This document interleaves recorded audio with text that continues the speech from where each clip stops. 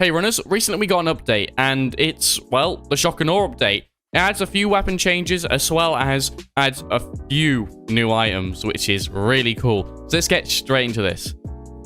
Starting off, we have weapons. We have the Tommy gun, which is, well, a new weapon, which is really cool. It definitely fits in a category where if you don't like using things like the Assault Carbine, MT, or LMG, you can bring this instead. And with a decent upgrade to blue ammo now, where instead of having 190, you now have 240 to work with, which at the beginning, you might not see a difference, but after a while of firing, you'll kind of wonder whether or not you're going to run out of ammo or not. So, yeah, it's really cool. As well as it has quite a high fire rate and quite a high damage, and beats out the Assault Carbine in damage and fire rate. So, right now, I'd actually say if you don't like the Assault Carbine, just use the Tommy gun over it. It's ridiculous. And I've also used it in a few runs and a few loadouts, and I found that it fits really well if you want to use dual revolvers and a shotgun to pair with it, as you're able to clear hordes really easily with it. And then if you run out of ammo, you can switch to revolvers. And then if you run out of ammo with them, you have the shotgun. You're just not going to run out of ammo though, because this gun is just insane, especially with the blue ammo buff like I mentioned earlier. So yeah, I definitely think really cool weapon, but the only way to unlock it is through yellow floppies. But the good thing is, now there is no duplicates, and you're basically more likely to get the new items now out of the floppies. So it's insane to go grab it right now. I mean, like right now, before they change this. Go, go, go. Moving on, we have the Arizona Falcon, and they really haven't done anything. They've reduced the recoil. That's it. And to be honest, I haven't really noticed the recoil change. As someone who used to use the Arizona Falcon a lot, and I mean a lot, purely because it had high stagger damage, okay damage, and a good fire rate, I really liked it. And with you being able to get it really early on in the game, same with the revolver, if you're okay-ish competent at the game, then you can easily get both of these really good and really upgraded. So I don't understand why the Arizona has been hit so hard with nerfs. So yeah, but I'll have more talk about this in the video upcoming about talking about this kind of situation. So yeah, moving on though, we have the LMG, which I think they've tried to reiterate what job it's gonna fill, as they've upped the damage, upped the stagger damage, lowered the fire rate, and upped the recoil, as well as adjusted some attachments for it. And obviously, I put the stats on screen so you guys can see what they were before and what they are now. I don't know what their plan is, as obviously you can't put the prototype barrel on the LMG, so its damage isn't as high as something like the MT, but I definitely think the LMG is just a better pick for most yellow weapons. It's obviously a lot less manageable because of that massive buff in recoil. So yeah, I definitely think it's a bit of a fight now between MT or LMG if you want to run a yellow type weapon. And yeah, the Assault Carbine kind of got dropped in the dust. If you're still running that, tell me in the comments. I want to know. Let me just quickly tell you that they upped the blue ammo type from 190 to 240, like I mentioned earlier when I was talking about the Tommy gun. They also increased the yellow ammo type from 160 to 200 as well. So now they're pretty much back to what they were at the start of the game. As well as, now if you use advanced reloading, instead of getting the 50% harvest gain, you now get a 35% damage multiplier. And if you do not understand how big this is on its own, it basically reverts the SMG back to what it was at the base game.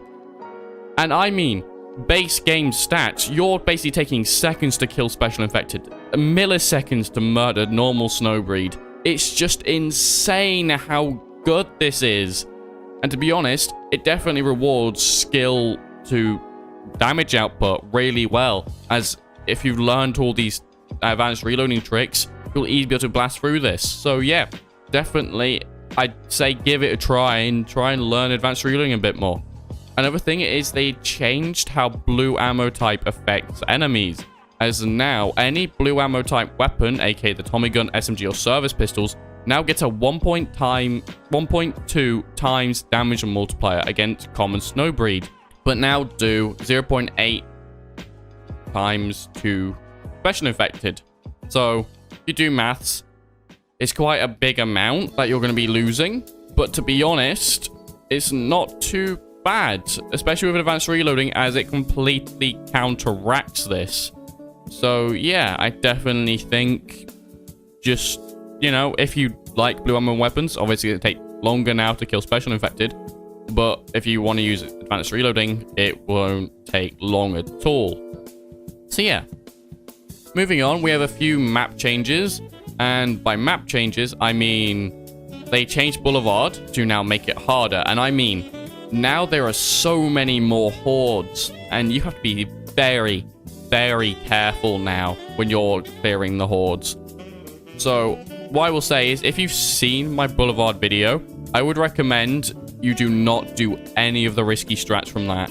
I recommend just play safe and take your time and just use the other strategies I gave you, as these hordes can get quite scary sometimes. So yeah, try and play with your team and coordinate each other. The next thing is the Skimmer, as they've added it to all the maps and have doubled the amount of harvest it gives you. I don't understand why, if you're still going for harvest. I don't understand why people are still going for harvest, as I know for a fact a lot of people over have 1 million harvest. I know a lot of people have over 1 million harvest. So I guess if you're still farming for harvest, you can kill it. But to be honest, I don't really see a point, as it's just there for harvest. So yeah, let's just move on. Let's just move on now to items. And they've added a few new ones and changed them quite a bit. So yeah, let's start with the new ones though. First of all, we have the Shockwave, which it is ridiculous. If you see this from a third-person perspective, it genuinely looks like you're just basically just sneezing and everything is flying away. It is really, really cool. As well as it has really high stagger damage, and one device shot equals 2. So basically, you have a device which is a shotgun if you ever need to use it. And combine that with some other stuff and the buff they did to the wrist rockets, it's ridiculous. You can now just completely crowd control with your wrist devices alone. So yeah, that's really, really cool. And they have up the price to make the Shockwave device at least expensive for some runners. It's 100,000. So yeah, I definitely think the Shockwave is something to go for. And the thing is, this thing only drops from red floppies. So if you're a Nightmare player, this thing will help you out the most, and will most probably be you'll be the first person to get it, because it is only those prototype floppies. Next, we have the Warhead, which is basically an upgraded pipe bomb. It explodes on impact and does 9,000 damage on its small impact area, which its impact area is not small. It is quite big as well.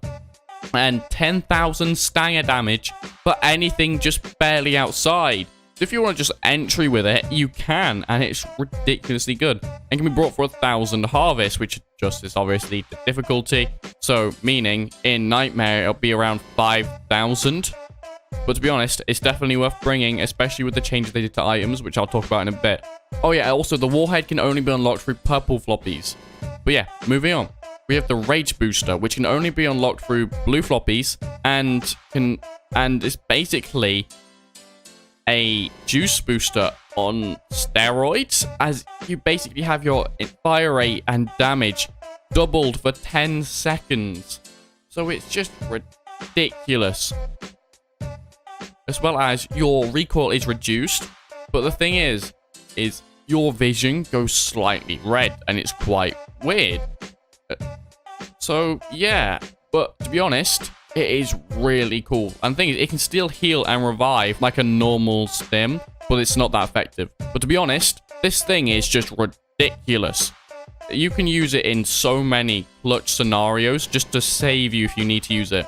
So yeah, I definitely recommend picking one up maybe every run, because if you get hit by bad RNG, you can save yourself. It's ridiculous. The next thing is they slightly changed the stims, as now you can activate them when you get hit by a eater to remove the effect entirely.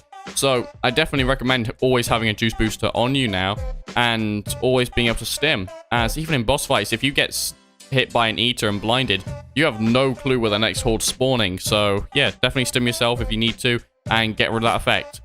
But you will have to think a lot more whether or not you need to do it, as with this most recent change to items, you're gonna have to think a lot more about item usage, which I'll talk about now. You can now only buy one. You can only now buy one of each item from the vending machine. This includes from the start. The only thing that doesn't really affect this is device charge. The only thing that isn't really affected by this is device charges, as you start off with one, and you also can buy one straight away. So you can at least have that. But for every other item, it makes you have to think so much more. And it's going to have to make me rethink a load of strategies I gave you guys. As before, I used to say, okay, if you buy this many pipe bombs and this many juices, you can get past this area with this simple strategy. Now, I can't guide you as much as I used to, and I'll have to get you through runs without using as many items. So for the map guide series, it's going to be really weird, as I'm going to have to revisit every map again, for the most part at least. Also, with items not being as freely accessible and having as many, for maps where RNG is really harsh, you're using items constantly. I did a Chinatown run, and I found literally I'm using all of my items up before I even get to the next area. And sometimes I wasn't even completing it, even if I did use my items. So yeah, it's really punishing and really hard to do this now solo. I definitely think this is definitely really affects solo players rather than other players who are just playing with a squad. So yeah, it's really, really punishing, but really rewarding to skilled players, as they're able to keep their items throughout the entire thing. They'll be able to just keep throwing things left, right, and center without really caring. And if you know where Icemen spawn, you can just pick up their items and run away. So there is that. But to be honest, I haven't seen any of the new items spawn on any of them. So you're kind of just being left with juice boosters and normal pipe bombs. It's okay. And to be honest, I want to know if you guys have seen any of the new items spawn, as I haven't. But yeah, this change really, really makes a lot of people rethink the game, and it definitely rewards a lot more skill over strategy, which, if this game goes more into, I might have to back away, as strategy was why I really like this game, as when RNG gets really bad, the only way you can beat it is with strategy, as you kind of have to prepare for everything. And that's why I liked about the old system, is you could prepare for everything. Now you really can't, and if you get bad luck, there's nothing you can do, and you just go, oh, I'll get it next run.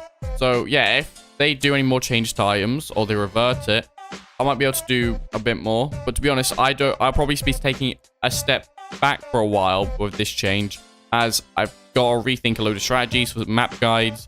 I've also got to record some other stuff again. So there is that. But yeah, so don't be weirded out if you see different kind of content, like other games for a bit, just because I am going to take a while to have to do all of this again. So yeah. If that's been basically all the changes, and if you enjoyed the content, don't forget to subscribe and like below, and I'll see you guys in the next one. Peace.